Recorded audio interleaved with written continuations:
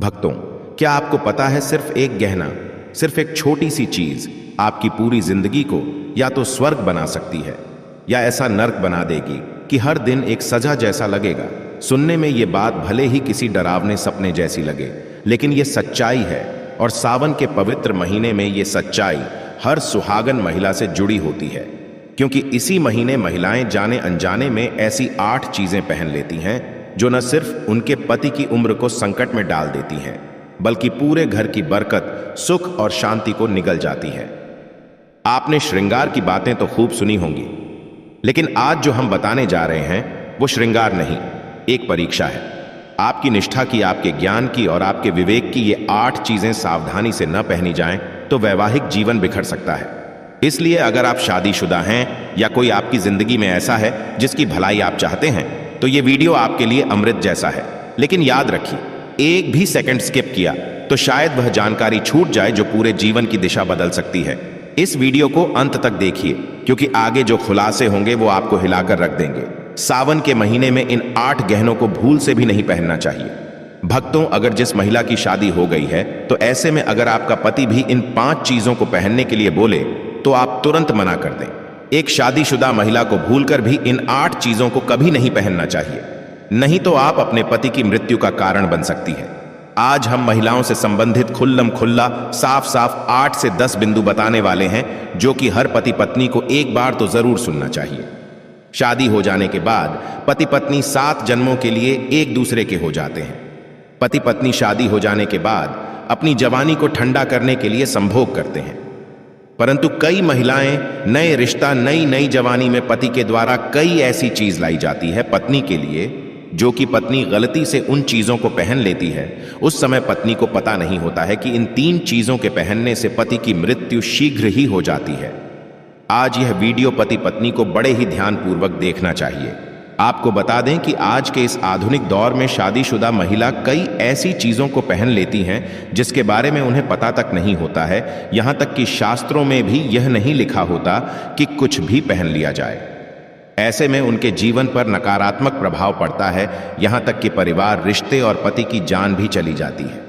तो ऐसे में जानते हैं कि आखिर वे 8 चीजें कौन सी हैं। भक्तों, आप यकीन नहीं करेंगे, लेकिन शास्त्रों और रहस्यमय ग्रंथों में कुछ ऐसे नियम बताए गए हैं जिन्हें अगर कोई महिला अनजाने में भी तोड़ दे तो उसका असर सीधा उसके पति के जीवन पर पड़ता है।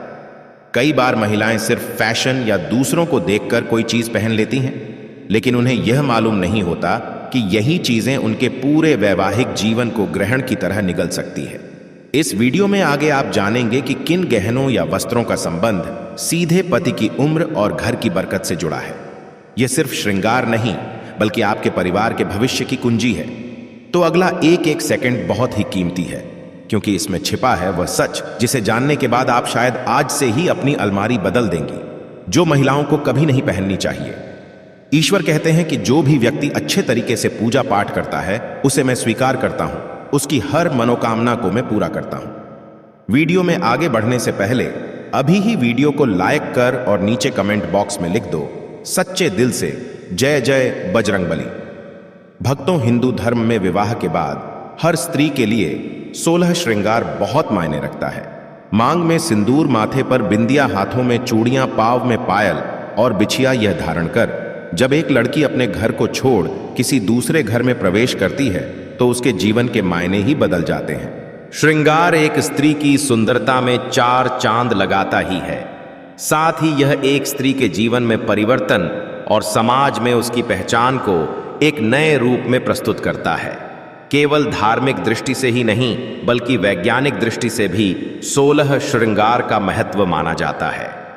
16 श्रृंगार में उपयोग होने वाला सामान किसी भी सुहागन स्त्री के वैवाहिक जीवन का प्रतिनिधित्व करता है। इसमें प्रयोग की जाने वाली हर चीज का अपना एक अलग महत्व होता है। हिंदू धर्म मानने वाली प्रत्येक सुहागन स्त्री अपने पति की लंबी आयु और सुखी जीवन की कामना के साथ 16 श्रृंगार धारण करती है। परंतु कई ऐसी चीज होती है जो कि महिलाओं को कभी नहीं पहननी चाहिए। अब यहां पर कुछ दोस्त ऐसे भी होंगे जो हमारी बातों को हल्के में लेंगे, क्योंकि उन्हें वास्तुशास्त्र का ज्ञान नहीं है। इस पर एक कहावत भी प्रचलित है कि बंदर क्या जाने अदरक का स्वाद। अर्थ यह है, कोई भी व्यक्ति वास्तुशास्त्र के बारे में नहीं जानता है तो फिर इन उपायों में या वीडियो देखने पर विश्वास ही नहीं करता है। इसलिए भक्तों, सही सटीक 100% जानकारी के साथ में जानने के लिए इस वीडियो से जुड़ जाना। वीडियो को आगे बढ़ते हैं आपके पास। अभी जितने भी काम हैं उनको साइड में रख दीजिए।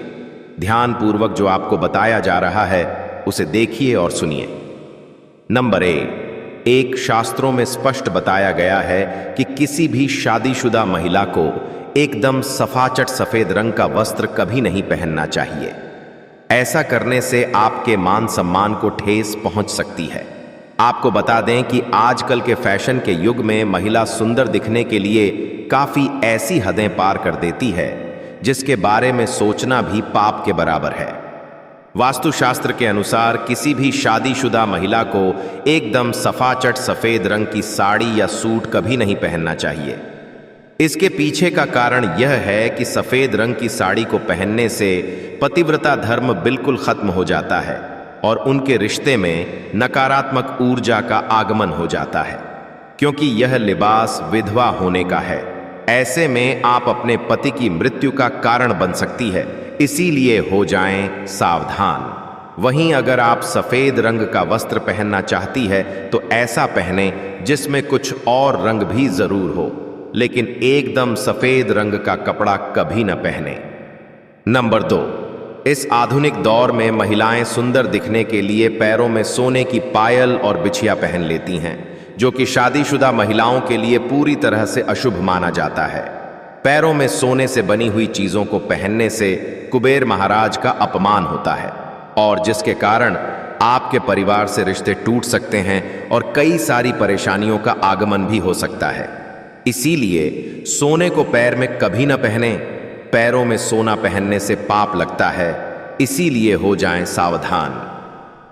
नंबर 3, सिंदूर और मंगलसूत्र का महत्व। हिंदू धर्म के अनुसार सिंदूर और मंगलसूत्र के बिना शादी अधूरी मानी जाती है।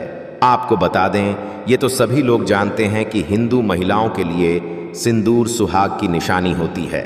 इसे वे अपने पति की खुशी से जोड़ती है। ऐसे में अगर जो महिला विवाहित होकर भी सिंदूर ना लगाएं तो दुनिया का सबसे बड़ा पाप माना गया है और आपके इस पवित्र रिश्ते को और व्यक्ति मनहूसियत का नाम दे सकते हैं। इसीलिए मांग में सिंदूर होना आवश्यक है। वहीं मंगलसूत्र का भी बड़ा महत्व है। मंगलसूत्र में सोना या पीतल भले ही न लगा हो, लेकिन पीले धागे में काले मोती जरूर होने चाहिए। ऐसा माना जाता है कि मंगलसूत्र का पीला हिस्सा माता पार्वती और काला हिस्सा भगवान शिव माना गया है। शास्त्रों के अनुसार शादी होने के बावजूद भी जो महिलाएं मंगलसूत्र न पहनती हैं तो सबसे बड़ा पाप है। ऐसे में आपके रिश्ते पर कलंक लग सकता है। इसीलिए एक शादीशुदा महिला को मंगलसूत्र अवश्य पहनना चाहिए। अगर आपके पास मंगलसूत्र नहीं है तो कम से कम गले में काला धागा तो पहन सकते हैं। दोस्तों, क्या आप जानते हैं कि अगर सिंदूर में एक ऐसी चीज रख दी जाए जो आपके लिए और आपके परिवार के लिए बेहद शुभ हो? क्या आप ऐसी चीज के बारे में जानते हैं? अगर नहीं तो वीडियो को अंत तक जरूर देखिएगा, क्योंकि अब हम बताने वाले हैं कि ऐसी कौन सी चीज है जो सिंदूर की डिब्बी में रखनी चाहिए और जो वह कई कार्यों में बहुत शुभ है। धार्मिक मान्यता के अनुसार सिंदूर लगाने के कई नियम होते हैं जिनका पालन करना अनिवार्य होता है। सिंदूर लगाने के संदर्भ में जो भी नियम बनाए गए हैं, सभी सुहागिन महिलाओं को इन नियमों का विधिपूर्वक पालन करना चाहिए, अन्यथा उनके जीवन में परेशानियां उत्पन्न होने लगती हैं। जो महिलाएं सिंदूर के नियमों का पालन नहीं करती, ऐसी महिलाओं के पति को धन तथा स्वास्थ्य संबंधी समस्याओं का सामना करना पे अरट सकता है। तो आइए जानते हैं सिंदूर लगाने के वे कौन से नियम हैं जिनका पालन हर महिलाओं को करना चाहिए। नंबर 1, सिंदूर का गिरना बहुत ही अपशगुन माना जाता है, इसीलिए हमें हमेशा बच्चों से दूर रखना चाहिए। अगर आप किसी ऐसी जगह पर रखेंगी तो बच्चे इसे हाथ लगाएंगे और यह गिर सकता है। नंबर 2, मांग के लिए आप हमेशा ही सूखे सिंदूर का ही इस्तेमाल करें। आजकल मार्केट में ट्रेन के लिए कई तरह के लिक्विड सिंदूर भी उपलब्ध हैं, लेकिन वे लगाने अच्छे नहीं होते।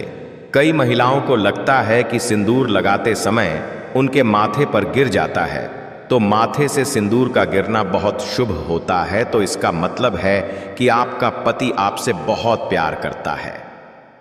नंबर 3, सिंदूर को कभी भी किसी के सामने ना लगाएं। जब आप सिंदूर को किसी के सामने लगाते हैं तो आपके पति को नजर लग सकती है और आपका प्यार कम हो सकता है। नंबर 4, अगर गलती से कभी आपसे सिंदूर नीचे गिर जाता है तो उसे इकट्ठा करके नाली या इधर उधर न फेंके। सिंदूर को इकट्ठा करके माथे से लगाकर किसी पेड़ के नीचे रख दें। नंबर 5, अगर आप सूखा सिंदूर सही तरीके से नहीं लगता है तो आप अपनी उंगलियां माचिस की तीली को थोड़ा सा गीला करके सिंदूर में मिक्स करके माथे पर लगा लें। इससे सिंदूर न ही फैलेगा और न ही आपके चेहरे पर गिरेगा। नंबर 6, शादीशुदा महिलाओं को सदैव सिंदूर अपने पैसे से खरीद कर ही लगाना चाहिए। किसी अन्य के पैसे से खरीदा गया सिंदूर लगाने से बचें। लेकिन वहीं अगर किसी का दिया हुआ सिंदूर अगर कोई महिला लगाती है तो इससे बहुत बड़ा अनर्थ हो सकता है, जिसकी आपने कभी अपेक्षा भी नहीं की होगी, और साथ ही धन वैभव की कमी और पति को किसी भी तरह से सफलता ना मिलना, घर में क्लेश का वातावरण रहना, घर में इस प्रकार का वातावरण बन जाता है। नंबर 7, इसके साथ ही कभी भी महिला को बगैर नहाए मांग में सिंदूर नहीं लगाना चाहिए। सबसे पहले महिला नहा लें और पूजा पाठ कर लें, उसके बाद ही अपने माथे पर सिंदूर लगाएं। सिंदूर लगाते समय सदैव आप अपने पति की लंबी आयु तथा उनकी सफलता के बारे में ही सोचें। इससे उनका भाग्य और भी अधिक प्रबल एवं शक्तिशाली बनता है। नंबर 8, सुहागिन महिलाओं को उपहार में मिले सिंदूर का उपयोग करने से बचना चाहिए, क्योंकि शास्त्रों में उपहार में मिले सिंदूर का उपयोग करना अशुभ है। केवल अपने पति का दिया हुआ सिंदूर ही लगाएं, जो कि शादीशुदा महिलाओं के लिए बहुत ही शुभ है। नंबर 9, चाहे कितनी भी बड़ी मजबूरी हो, परंतु शादीशुदा महिलाओं को किसी दूसरी महिला के सिंदूर को अपनी मांग में भरने से बचना चाहिए। किसी दूसरी महिला के सिंदूर को मांग में भरना बहुत ही अशुभ होता है। ऐसा करने वाली महिलाओं के पति को धन संबंधी समस्याओं का सामना करना पड़ता है। नंबर 10, घर में अगर किसी भी तरह के सूतक है या आपको पीरियड्स आ रहे हैं तो आप सिंदूर न लगाएं, क्योंकि यह सिंदूर का अपमान होता है। इसके साथ ही मां लक्ष्मी ऐसे घर में प्रवेश भी नहीं करती है।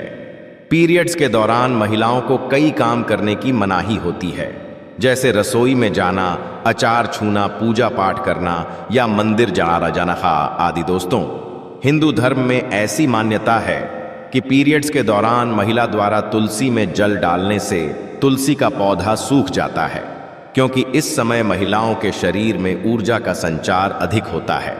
इस ऊर्जा को भगवान सहन नहीं कर पाते, इसलिए पीरियड्स के दौरान पूजा पाठ करना या मंदिर जाना वर्जित है। दोस्तों, प्राचीन काल में मंत्रोच्चार और अनुष्ठान के बिना पूजा अधूरी मानी जाती थी। इसमें बहुत समय लगता था। दोस्तों, पीरियड्स के दौरान महिलाओं को इतनी देर बैठकर पूजा पाठ व अनुष्ठान करने में समस्याओं का सामना न करना पड़े, इसके लिए उन्हें इन 5 दिनों तक पूजा पाठ से दूर रखा जाता था। दोस्तों, यदि पीरियड्स के अवधि 7 दिन हैं तो 8वें दिन मंदिर में प्रवेश किया जा सकता है।